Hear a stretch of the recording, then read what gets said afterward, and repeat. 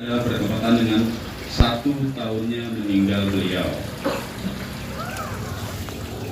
Salawat dan salam kita sanjungkan kepada junjungan kita Nabi besar Muhammad Sallallahu Alaihi Wasallam dan juga para sahabatnya dan juga para alim ulama yang senantiasa tidak berhenti-henti mengingatkan kita akan risalah beliau, sehingga kita pada hari ini mampu membedakan dan membacakan salawat-salawat kepada beliau, dan kita berikrar dalam hati kita mengikuti sunnah-sunnahnya hingga yaumil qiyamah nanti. Sebelum buka tausiah kali ini, marilah majlis yang mulia ini kita doakan semoga almarhumah Ibu Mina Herlina binti Haji Obon dihapuskan segala dosanya, diterima segala amal ibadahnya, dan ditempatkan di surganya Allah, riyadah min riyadil jannah. Al-Fatihah. A'udzu billahi minasy syaithanir rajim. Bismillahirrahmanirrahim. Alhamdulillahi rabbil alamin. Ar-Rahmanir Rahim. Maliki yaumiddin. Iyyaka na'budu wa iyyaka nasta'in. Ihdinas siratal mustaqim. Siratal ladzina an'amta 'alaihim ghairil maghdubi 'alaihim waladdallin. Amin amin ya rabbal alamin. Bapak-bapak hadirin majelis aul yang berbahagia, Imam Abu Duraid dalam sebuah makalahnya pernah menyampaikan bahwasanya innamal mar'u hadisun ba'dahu fakun hadisun hasanan lima wa'a. Kata Imam Abu Duraid, orang itu menjadi perbincangan manakala orang itu udah gak ada. Oleh karena itu, sebagai seorang mukmin, maka kita bincangkan yang baik-baik aja. Jangan diomongin orang yang sudah meninggal yang buruknya. Gajah mati meninggalkan gading, harimau mati meninggalkan belang, manusia mati meninggalkan kebaikan.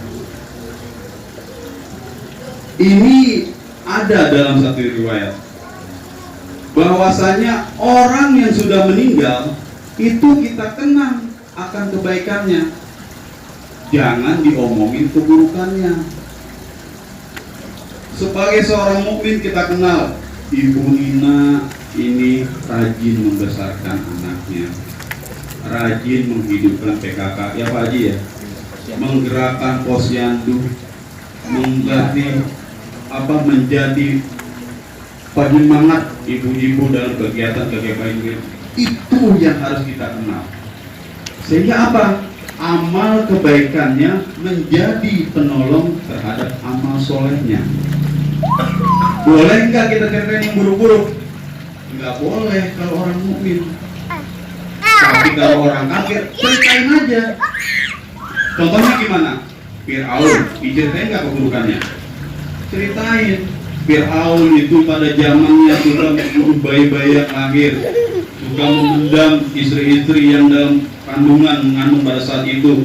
Kejahatan Fir'aun itu bahkan diceritakan dalam Al-Quran. Supaya kenapa?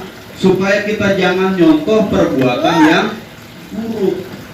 Kalau orang kafir kita ceritainlah keburukannya. Kenapa? Supaya kita tidak nyontoh. Kenapa? Kalau kita contoh bahaya. Belum pernah kenal saya zaman sekarang, kita kenalan. Toh nama lu siapa? Nama saya Fir'aun toh. Jangan, bahaya. Oleh karena itu, fungsi salah satu haul ini adalah menunjukkan bakti seorang anak, bakti keturunan terhadap almarhumah.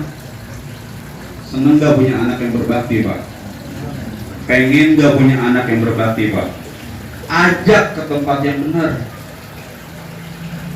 ajak pelajari, kasih pendidikan yang benar, masukin pesantren, ajarin Quran. Karena kenapa? Walaupun orang udeng-udengnya sebesar ban Vespa, walaupun dia sekolahnya ke Belanda, walaupun dia tiap hari ceramah, walaupun dia tiap hari mendoakan orang lain, hanya satu, kalau dia durhaka terhadap orang tua, tidak akan sia-sia, dia tidak akan diterima amal ibadahnya. Cuma satu, durhaka sama orang tua. Makanya penting ilmu, Pak. Ilmu itu penting buat anak-anak kita. Supaya apa? Anak-anak kita menjadi orang yang soleha.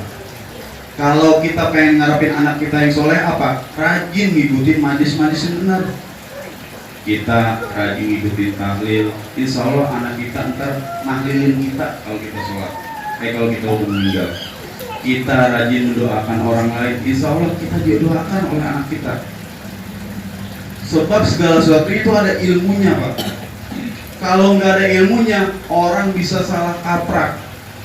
Kalau kata Kiai Haji Zainuddin MJ, dengan ilmu hidup menjadi mudah, dengan seni hidup menjadi indah, dan dengan agama hidup menjadi terarah. Agama yang ngarahin, percuma ilmu tinggi, percuma bisa musik, tapi dia nggak tahu agama, berguna nggak, Pak? Nggak berguna. Yang ada gimana?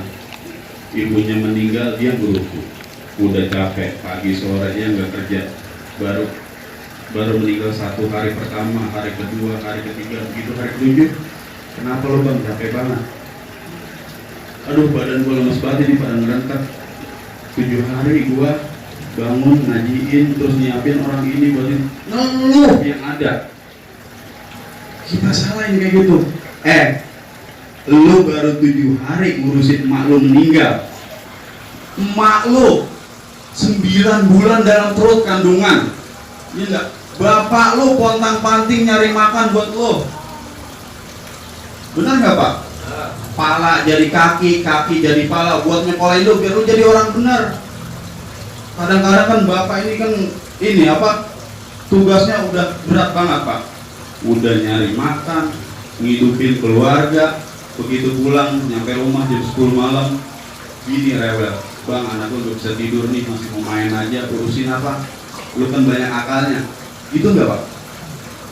Karena kita kesian ya, jadi kita gendongin terus. Akhirnya laki-laki udah dia ngantuk, capek, dia keluar sambil jendela, dia teriak, buk, gitu kan. Emaknya teriak, tuh ada anjing sambil jendela tuh. Tidur. Ya anaknya cepat tidur. Coba bayangin, bapaknya buat dianjing-anjingin supaya anaknya tidur. Emaknya ngurusin anak, ya enggak? Kencing di celana, berak di celana, ngopol di celana, jatuh besut, jelek kayak apa pun tetap disebut anak raja. Ditimang-timang, disayang-sayang, diurusin, tetap aja anak itu yang dibanggakan. Buat kita, ini salah satu fungsinya kita ngasih tahu untuk tanda berbakti kepada orang yang kita sayangi. Terus manfaat yang kedua, kita doain, kita kirimin Fatihah, supaya apa? Mereka di sono itu nungguin mana laki gua, mana anak gua, mana saudara-saudara gua, kok belum ngirimin Fatihah? Karena kenapa? Setiap orang yang sudah meninggal, dia tidak meninggal. Dia cuma mati meninggalkan jasad. Tapi pada malam Jumat, pada malam nisfu Sa'ban, pada malam takbiran, dia datang mengunjungi keluarganya. Makanya disunahkan kan, tiap malam Jumat kirimin Fatihah, kirimin doa, kirimin Yasin. Tiap malam nisfu Sa'ban kirim semua doa-doa kita setelah baca Yasin. Ya enggak, kita khususkan pada orang tua kita. Atau Tiap malam takbiran, biasanya kan kita ngadain roahan. Tiap malam takbiran. Itu yang biasa kita lakukan. Makanya kalau malam takbiran, setelah kita roahan, setelah kita berdoa ke almarhum dan tunggal kita, itu kadang-kadang dengerin takbiran kita nangis. Allahu Akbar, Allahu Akbar, Allahu Akbar. Itu kalau kita biasa kita ngadain roahan, kita ingat bapak kita dulu didik kita kayak gimana, emak kita itu nyayang kita kayak gimana. Semua yang mereka perbuat untuk kita, alangkah baiknya kalau kita mendoakan pada kesempatan ini. Juga kalau orang berbuat amal soleh, itu malaikat takut Pak nyabutnya. Ijroil laporan ke Allah, ya Allah, hambamu ini udah cukup umur, saya mau nyabut nyawanya. Dia datang, dia mau cabut lewat mata. Begitu dia mau cabut nyawanya lewat mata, dia nggak tega Ijroil. Kenapa? Matanya dipakai buat baca kitab. Dia mau cabut lewat tangan, tangannya dipakai untuk menolong orang, berbuat baik, bikin pos ronda benerin supaya orang bisa ngepos, mengutin sampah. Mau cabut malaikat dari kakinya, itu kakinya selalu dipakai untuk pergi ke tempat-tempat kebaikan, ke masjid, ke madrasah, ke majlis taklim. Nggak ada yang berani malaikat mencabut. Makanya bahaya kalau kita udah mulai tanda-tanda kaki mulai sakit, perut mulai ini, kaki rematik udah nggak bisa buat jalan, itu udah tanda-tanda Ijroil mau nyambut, cuma dikedat dulu, kedat ulur, kira-kira kalau mau nyambut langsung tobat ini orang. Tapi kalau orang baik udah tega, akhirnya apa? Malaikat Ijroil langsung menggiring arwahnya ke alam kubur, dan begitu masuk alam kubur dibaca La ilaha illallah. Dia mati sendiri dengan menyebut kalimat La ilaha illallah. Makanya berbeda kita sering lihat kalau orang soleh matinya senyum. Yang pada datang padang mayat, dibuka matanya, diusap ininya, ya Allah, matinya senyum. Matinya senyum Pak. Diceritain ke orang lain, si pulang amal ibadahnya mantap banget. Makanya Allah nggak sia-sia, matinya senyum. Beda sama ahli maksiat, matinya gimana? Ada yang matanya melotot, ada yang bibirnya keluar. Beda. Oleh karena itu marilah, inilah ibroh. Kalau kita pengen matinya senyum, cuma satu Pak. Karena kata hadis Nabi, orang yang mau namanya dipanggil dengan orang kaum syuhada pada saat nanti di alam barzakh, itu cuma satu, orang yang sering mengingat kematian. Dia mau sholat, dia ingat seakan-akan besok mau mati. Benar gak sholatnya? Dia mau berbuat maksiat, dia ingat besok mau mati. Benar gak sholatnya? Kalau orang tolak ukurnya udah mau mati, pasti benar ibadahnya.